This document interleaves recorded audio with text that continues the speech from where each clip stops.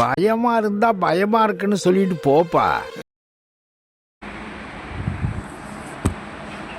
Nifty closing வந்து 24,281.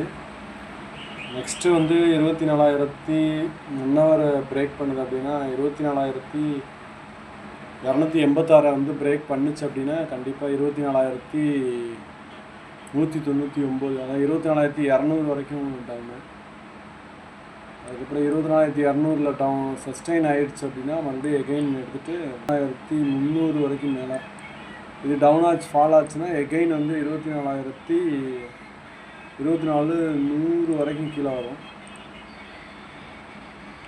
24,200 sustain ஆகுதா 24,100 வருதான்னு பார்க்கணும்.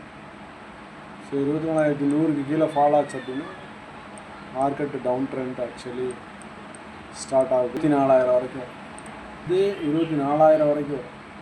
அதுக்கப்புறம் 24,000 இங்கே ஒரு கேப் ஃபில் பண்ணுறது இடம் இருக்குது. 23,836